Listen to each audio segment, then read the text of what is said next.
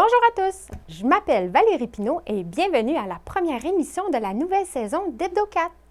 Voici vos informations régionales pour la semaine du 1er octobre.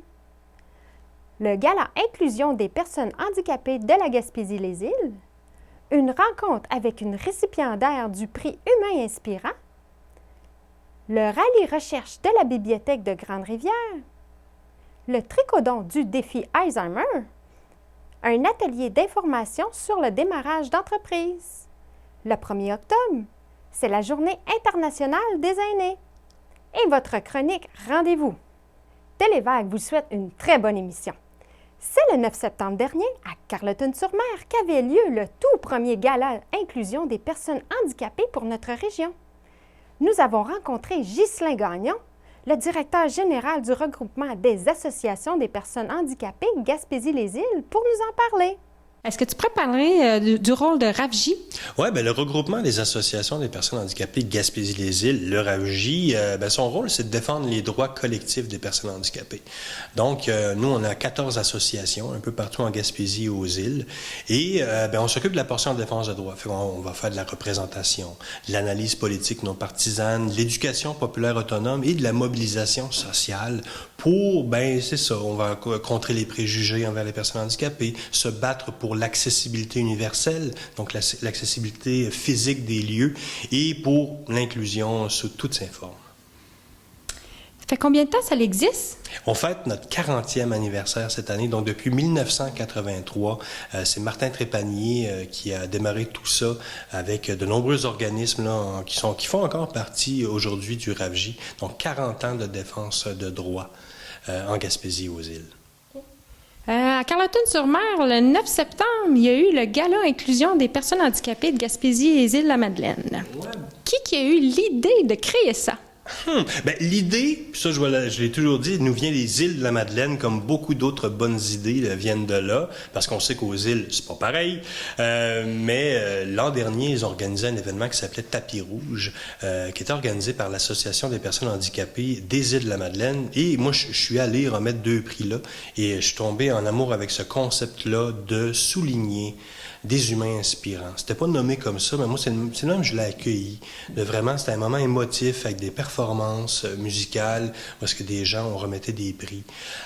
Et on s'est dit, on a besoin de faire ça en Gaspésie. On a besoin de mettre de l'avant ces personnes-là pour autant à nos élus que la population en général.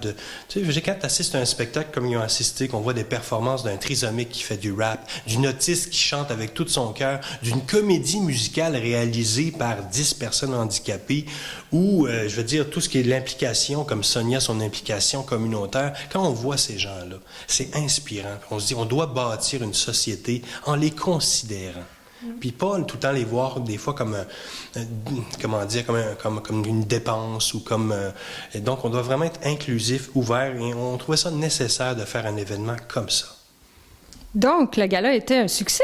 Vraiment, tellement qu'on parle déjà de la prochaine édition qu'on ferait dans 2 ans, là, en 2025. On était en plein rassemblement loisir de l'URLS, c'était un bon moment de faire ça. On avait déjà une centaine de personnes handicapées qui étaient rassemblées. Donc, on va peut-être suivre le rassemblement, justement, qui se promène de région en région aux 2 ans. Il y a 2 ans, c'était à Gaspé, donc cette année, c'était à Carleton. Donc oui, c'est un succès, toute la ligne. On a eu des très bons commentaires. C'est arrivé à un bon moment dans la vie de plusieurs des lauréats. Puis ça, c'est touchant de le savoir après, dit à Ghislain. Oui, c'est juste une plaque en bois qu'on a remis, mais ça fait tellement du bien de cette reconnaissance-là. Ça a touché beaucoup de gens. Des performances qu'on a eues qui arrivaient dans des bons moments de la vie des personnes aussi. Fait que vraiment, sur toute la ligne, expérience humaine incroyable. C'est les commentaires qu'on a eus. Une montagne russe d'émotions aussi. Il y a eu des bons moments en famille. Je pense à Dominique Briand et Catherine Maldemé de Passepébiac qui ont performé une chanson qu'ils ont composée qui s'appelle Cornelia avec la jeune fille, la jeune Marianne qui était là, qui dansait, qui se laissait aller. Tout ça, ça a vraiment fait comme... Ça allume, c'est ça qu'on veut, allumer des lanternes. Que l'inclusion, c'est pas à géométrie variable. Hein. Donc, si on est inclusif, on doit l'être sur toutes les orientations sexuelles, toutes les origines, mais aussi les personnes, les différents handicaps, on est inclusif. Je pense qu'en Gaspésie, on a cette force d'être hospitalier, on a une force d'être des bons vivants, mais je pense que de jamais oublier qu'on est tous égaux. tout simplement, et qu'on doit inclure plus les personnes handicapées. Puis ça va pour l'emploi, ça va pour les loisirs, ça va pour toutes les sphères de la vie sociale. Voulez-vous que je fasse mon premier tour de ma vie? Les seins disparaissent, s'il te plaît. David, tu as quelque chose là? Sonia Arsenault, une gagnante du prix Humain inspirant du Gala Inclusion des personnes handicapées, nous offre une entrevue intéressante. Récemment, tu as gagné un prix. Est-ce que tu pourrais nous en parler un peu? Oui, j'ai eu un prix. J'ai été nominée comme humaine inspirante de la MRC de Bonaventure. Je ne m'attendais pas à ça.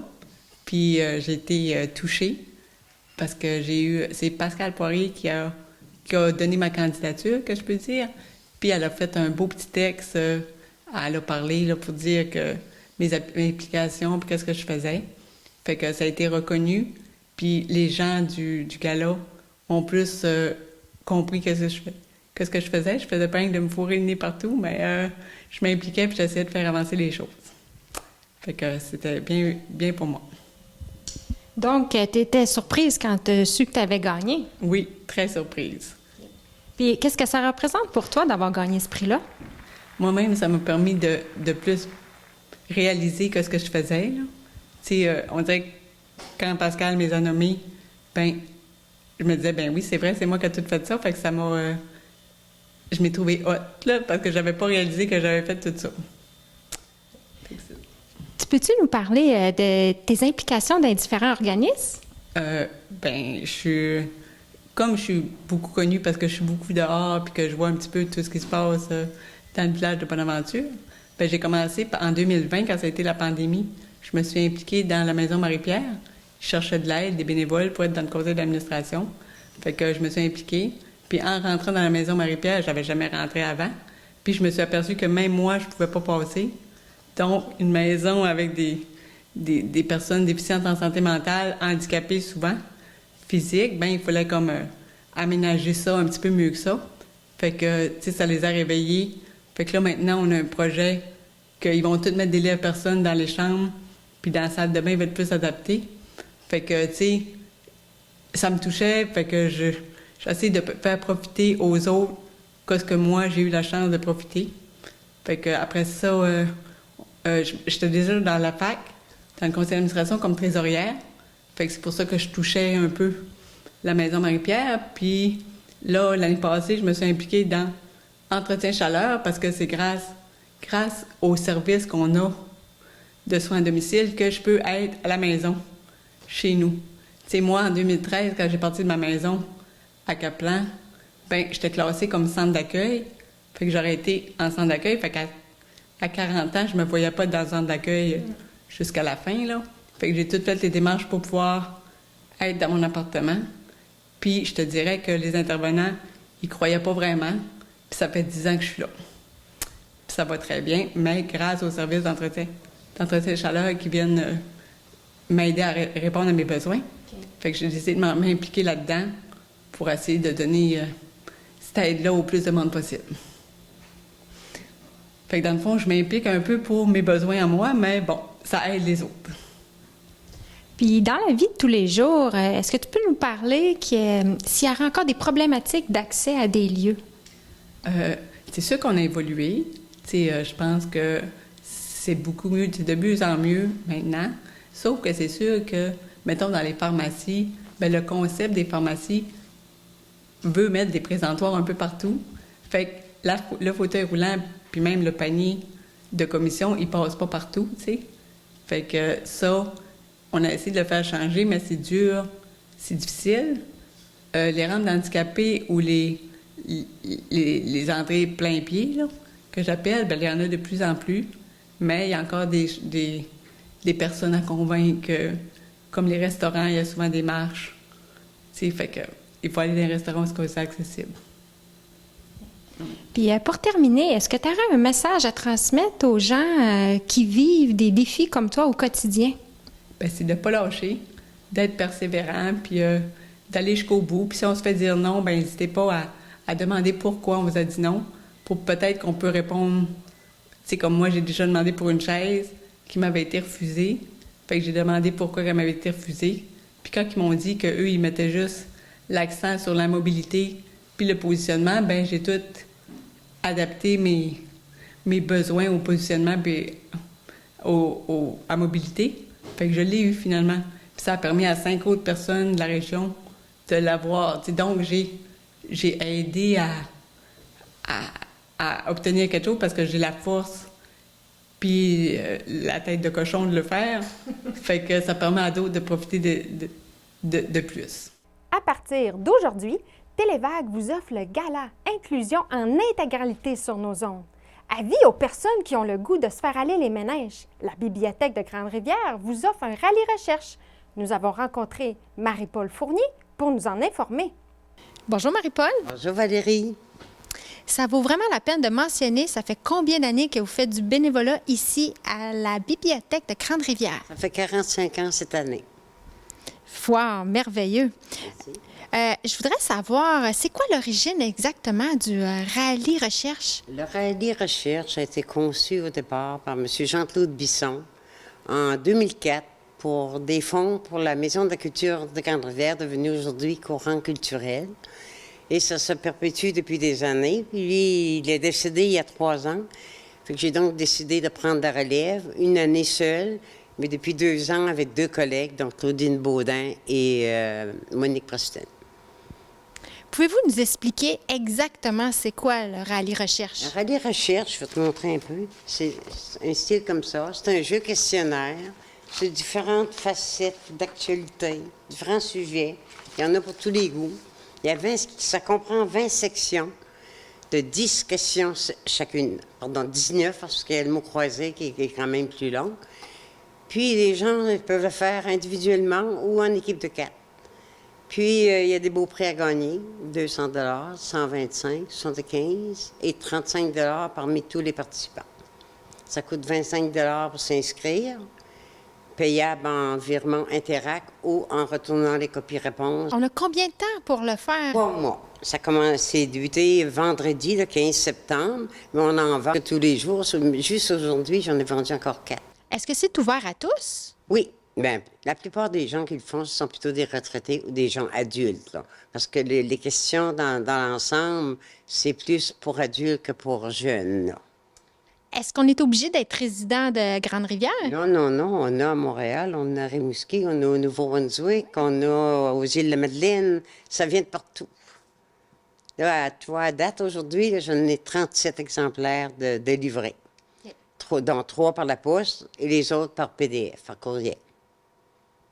Ça fait que c'est un bon départ. Ah oui, c'est un bon départ. Après même pas une semaine, là, on s'attend d'avoir une quarantaine. En tout cas, c'est les gens qui savent s'ils veulent s'inscrire ou s'ils veulent se faire aller les méninges. En tout cas, bien, je sais que la plupart des gens me disent « Oh, c'est une belle recherche pour l'automne. Ça nous fait revenir, apprendre des choses aussi, des choses qu'on ne savait pas nécessairement. C'est pas des vieilles questions, il y a beaucoup de questions d'actualité. Comme sur la Gaspésie, disons, on sait beaucoup des revues Gaspésie, les dernières. Fait qu'à ce moment-là, tu sais, c'est accessible, disons, parce que la plupart, j'ai 3 personnes qui n'ont pas d'Internet, ils le font en bibliothèque. Okay. Parce que la plupart de nos bibliothèques, on a à peu près les mêmes collections de documentaires. Donc, c'est facile de s'approvisionner, de se rendre dans leur bibliothèque municipale, puis de faire leurs recherches là. Une activité de financement inusitée pour la maladie d'Alzheimer s'est déroulée à l'îlot bistrot marché traiteur de Grande-Rivière. Le Tricodon a su immobiliser la communauté. Nous avons saisi cette opportunité pour rencontrer des personnes engagées dans cette cause. On est le 21 septembre aujourd'hui. C'est une journée spéciale pour la Société de l'Alzheimer, je crois. Oui, absolument. C'est la journée mondiale de la maladie d'Alzheimer. Donc, c'est une thématique qui revient à chaque année pour justement qu'on parle de la maladie d'Alzheimer, que c'est quand même une maladie qui est importante partout au Québec en raison du vieillissement de la population. C'est notre activité annuelle de financement, donc notre campagne de financement annuelle au niveau de l'organisme. Puis, c'est vraiment une activité là, novatrice aujourd'hui avec un tricoton.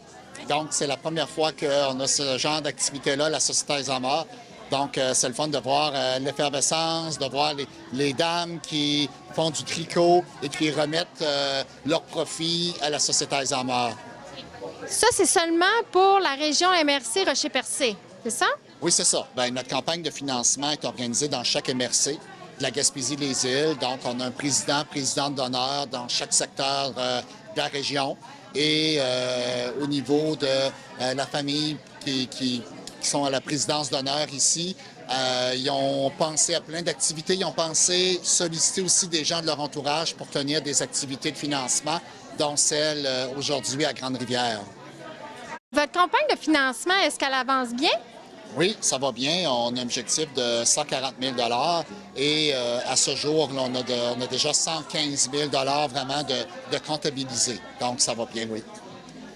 Si les gens de la population voudraient faire des dons pour aider la Société d'Alzheimer, c'est où qu'ils peuvent le faire? Bien, soit qu'ils peuvent nous appeler directement là, au siège social à Bonaventure au 418-534-1313. Et pour ceux qui sont plus habiles sur le site Internet, ils peuvent aller sur notre site Internet et il y a un endroit, c'est marqué « Don ». Et après ça, on rentre là, dans le défi Alzheimer, donc on peut faire un don à ce niveau-là. L'idée du tricoton, ça nous a germé parce qu'on a dû parler du défi et on est sensibilisé par la cause. Puis pendant qu'on tricotait en bon après-midi, parce que quand on tricote, on jase avec nos consoeurs de tricot, puis on s'est dit, pourquoi qu'on ne ferait pas quelque chose? Puis il y en a une qui nous dit, si tu portes autre chose, on est en arrière de toi. Et c'est parti. Et c'est le résultat aujourd'hui. On a mis plusieurs mailles, comme on dit, sur une broche. C'est le cas de dire. Puis que notre tricot, il est super beau, comme on dit. De comptabiliser dans les lavettes, on a passé proche de 300, là, comme c'est là. On pensait jamais. On avait prévu 100 lavettes. 100 lavettes en kit. Puis même à un certain moment donné, on se dit, bon, c'est un petit objectif. Ça va être correct. Mais je vous dirais qu'à 9h30 ce matin, comme on dit, notre objectif, il avait été réussi. C'est un tricot don. On faisait 12 heures. La nature nous a donné, on le remet. On a eu des talents. Si on a eu des talents, c'est parce qu'on a eu d'autres personnes qui nous ont montré ça. Puis ce qui est dommage, c'est que ces personnes-là sont peut-être pas là. Sont peut-être là de corps, mais ils sont plus là pour être capables de voir le beau travail qui s'est exécuté avec l'aide qu'ils nous ont déjà donnée. La maladie d'Alzheimer vous touche personnellement, je crois. Elle me touche par la maladie de mon épouse. On a vécu pendant 2 ans et demi la progression de la maladie jusqu'au stade où c'était plus possible de rester à la maison. Le principal objectif, c'est de ramasser assez d'argent dans notre campagne de 2023 pour avoir une ressource additionnelle qui va être capable d'accompagner non seulement les personnes atteintes, mais accompagner les familles qui ont à vivre pendant un certain temps, parce que c'est pas tout le monde qui peut être hébergé, parce qu'il manque de place partout ailleurs. Là. Alors, on a besoin de services à domicile, et ça prendrait une ressource additionnelle parce que notre responsable, Émile Roussy, a fait tout son possible, là, mais elle ne peut pas travailler plus qu'elle travaille là. Alors, c'est pour ça qu'on s'est impliqué, sachant exactement ce que les familles vivent et ce que les personnes atteintes vivent. Auriez-vous un message à donner aux gens qui ont des personnes dans leur famille touchées par la maladie d'Alzheimer? Bien, de ne pas hésiter à demander de l'aide. Nous autres, dans notre cas, moi, j'ai été très réticent. Personnellement, là, ma fille insistait souvent pour que je demande de l'aide. Une espèce d'orgueil personnel, tu sais, disait « Ah, je suis capable », jusqu'au moment où, personnellement, je ne pouvais plus. Donc, le message que je lance aux familles qui sont prises avec ce problème-là, c'est de demander de l'aide très rapidement, avant d'être épuisé personnellement. Quand on est aux prises avec ce problème-là qui nous arrive dans notre vie, c'est qu'on devient complètement désemparé. Puis, on ne sait pas à quelle porte aller cogner, mais c'est ce qu'on veut faire connaître, c'est qu'on veut que les gens, instinctivement, quand il arrive un problème comme ça, bien, qu'ils sachent qu'il faut qu'ils aillent cogner à la porte de la SAGIM pour avoir de l'aide, des ressources, de l'appui, du soutien, parce qu'on est vraiment désemparés quand ça nous arrive. Bien, alors, ça existe, fait qu'on veut... c'est pour ça qu'on s'est engagé comme ça, mon père puis moi, à ce défi de 2023. Vous avez le goût de partir en affaires? La MRC Bonaventure vous offre un atelier d'information sur le démarrage d'entreprise. Dominique Galarneau, agent de développement économique pour notre région, nous renseigne. Est-ce que tu pourrais me parler de l'atelier que la MRC Bonaventure offre prochainement? Oui, certainement. En fait, on offre un atelier qui va avoir lieu le 12 octobre prochain. C'est la première étape de l'atelier, c'est on va présenter les services. Ensuite, on va parler du profil entrepreneurial. Ensuite, on va parler du démarrage de l'entreprise. Puis ensuite, on va parler de la gestion de l'entreprise. Donc, si je comprends bien, c'est un atelier pour démarrer une entreprise. Oui, c'est ça. Donc, tous ceux qui sont vraiment au tout début, là, qui se posent des questions, je devrais-tu m'incorporer, je devrais-tu m'enregistrer, comment ça fonctionne, c'est quoi les services que la MRC offre, le type de financement, est-ce que je peux avoir de l'aide? Ça serait vraiment un bon atelier pour vous parce qu'on va, dans le fond, vous guider, on va répondre aussi en même temps à vos questions. Puis ensuite, vous allez pouvoir commencer à vous voler de vos propres ailes puis prendre la bonne direction avec un atelier comme celui-ci. OK. Puis le 12 octobre, c'est où et à quelle heure? Ça se passe justement ici, dans les bureaux de la MRC de Bonaventure à New Carlisle. On a une salle de conférence, on est prêt à accueillir environ une dizaine de personnes. Donc, on vous attend. OK. Est-ce qu'il y a des frais d'inscription? Non, c'est gratuit. C'est vraiment un service offert gratuitement par la MRC de Bonaventure. C'est dans le fond, ce qu'on veut faire, nous, c'est promouvoir l'entrepreneuriat au sein de notre MRC. Puis, c'est pour ça qu'on offre ce service-là. C'est où qu'on peut s'inscrire pour l'atelier? Allez voir sur notre page Facebook de la MRC de Bonaventure. La publicité, le post a été fait il n'y a pas si longtemps. Donc, vous allez pouvoir cliquer sur un lien et puis vous allez pouvoir vous inscrire directement. Cet atelier-là s'adresse surtout à les gens qui veulent faire une petite, moyenne ou grosse entreprise. À toutes les personnes qui veulent partir un projet d'entreprise, que ce soit une grosse, une moyenne ou une petite, dans le fond, l'idée, c'est d'aller chercher les bonnes informations pour bien démarrer, puis après ça, avoir les bonnes pistes. Puis qu'est-ce qui est le fun aussi, c'est que, tu sais, moi, je vais vous présenter les services de la MRC. OK? Vous allez voir en même temps qu'on offre de l'aide aussi pour le plan d'affaires, on offre de l'aide aussi pour les prévisions financières. Vous allez aussi avoir de l'aide aussi pour la recherche de financement. Donc, c'est des choses qu'on nous, on fait ici à la MRC. Puis on est là aussi pour vous accompagner aussi à travers ça, à travers toutes les étapes. Donc, c'est ça l'objectif. Quelqu'un qui a un petit projet là, de quelques $1000, est-ce qu'il y a d'autres services aussi qui pourraient les aider? Mais nous, on fait aussi du référencement. Donc, on a d'autres collaborateurs aussi avec qui on travaille. Puis, tout dépendamment du type d'entreprise que vous voulez. Si nous, par exemple, on ne peut pas vous aider à travers ça, mais on va essayer, dans le fond, de vous amener au bon endroit, dans le fond, avec la bonne personne qui va pouvoir vous aider à démarrer votre projet. Okay. Est-ce que tu as d'autres projets ou ateliers qui s'en viennent prochainement? On a bientôt, au mois d'octobre, on appelle ça le 5 à 7 des travailleurs autonomes. On va l'organiser ça va probablement avoir lieu vers la fin octobre, début novembre. C'est en collaboration avec la MRC Avignon. Donc, pour cette fois-ci, ça va se passer probablement du côté de la MRC Avignon, mais de notre côté aussi, on en fait. L'année passée, on en a fait une au mois de juin. Ça a été super, ça s'est passé la belle aventure. Donc, on essaie, dans le fond, d'organiser des rencontres avec de travailleurs autonomes pour les sortir un peu de l'isolement, puis le fait de se rencontrer, puis aussi réseauter ensemble. Puis ça s'est passé en juin, puis ça a été vraiment apprécié. Fait qu'on poursuit. Donc, on va en avoir un à fin octobre, début novembre prochain. Le 1er octobre, c'est la Journée internationale des aînés. Suzanne Bourget, représentante de la MRC Rocher-Percé pour la table de concertation des aînés Gaspésie-les-Îles, nous explique pourquoi c'est une journée importante à souligner. Moi, je suis bénévole. Je suis membre de la table de concertation régionale. D'ailleurs, table régionale de concertation des aînés. J'inverse souvent. C'est le secrétariat des aînés qui, dans chaque région du Québec, a mis sur pied une table. Donc, on est des bénévoles de la Gaspésie de la Madeleine. Puis notre premier objectif, nous, c'est d'amener les partenaires à se concerter pour le mieux-être des personnes aînées sur le territoire. Donc, on est sensible à des problématiques, à des dynamiques et on veut vraiment essayer d'optimiser la concertation pour des résultats concrets sur le territoire. Le thème, chaque année, il y a un thème. Le thème cette année, c'est bien vieillir, heureux défi. Et je fais une petite parenthèse, le porte-parole, c'est Pierre Lavoie, qu'on connaît bien. Maintenant, c'est sûr, Pierre Lavoie, actif, on imagine quelqu'un qui marche, qui fait des marathons, des triathlons, mais il y a toutes sortes de façons d'être actif. On peut l'être, oui, physiquement, on peut l'être intellectuellement, culturellement.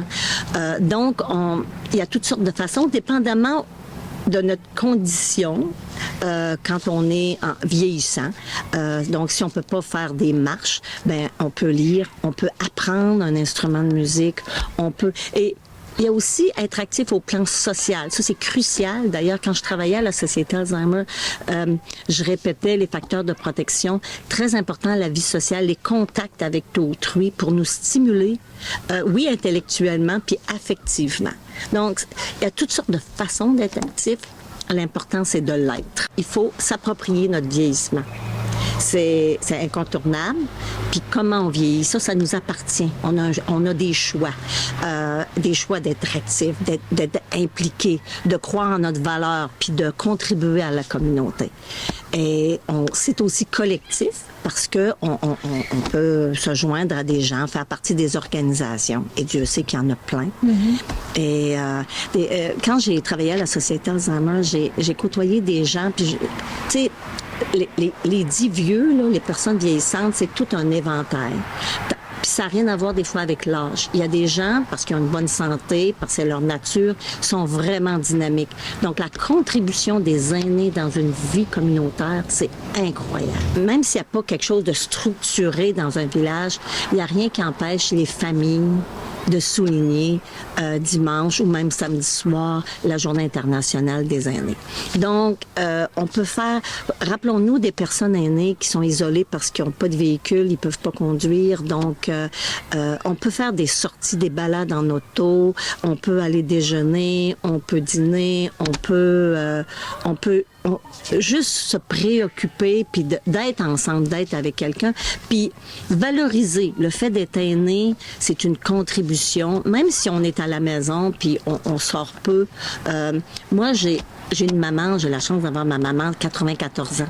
Fait que à travers son vieillissement, elle m'enseigne plein de choses. Donc, être avec des aînés, c'est pas une tâche ou ça peut être quelque chose de beaucoup plus valorisant que ça, puis qui aide à grandir comme être humain. Donc, moi, j'invite vraiment les gens à être dans la gratitude, à bouger, à faire quelque chose, à sortir, à célébrer, à se faire un plaisir en fin de semaine. Et voici votre chronique Rendez-vous. Bienvenue à votre chronique Rendez-vous.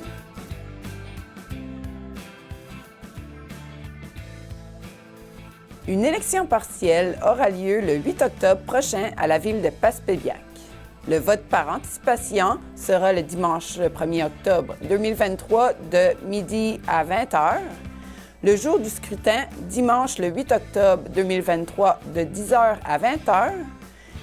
Tout ça aura lieu au complexe sportif à la salle 15, situé au 185 rue Mal-Demain. Venez vous joindre à nous samedi le 21 octobre à 18h pour un souper bénéfice au profit du Club Optimiste de Saint-Godefroy. Au menu, soupe, le corps de poulet barbecue, dessert, thé ou café. Apportez votre consommation. Musique et animation par Chantal Castillou. Contactez-nous pour vos billets. Fabien Thériault au 418-752-2812. Robert Loisel au 418-752-3915 ou tout autre membre du Club Optimiste.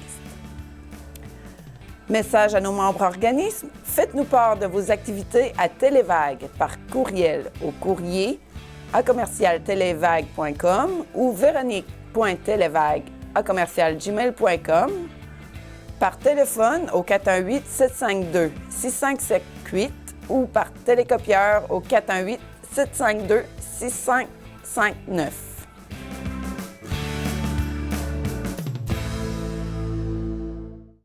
Ceci termine votre émission d'Hebdo4 du 1er octobre. Merci beaucoup pour votre écoute et rendez-vous la semaine prochaine pour une autre édition de vos nouvelles régionales. Passez une bonne semaine!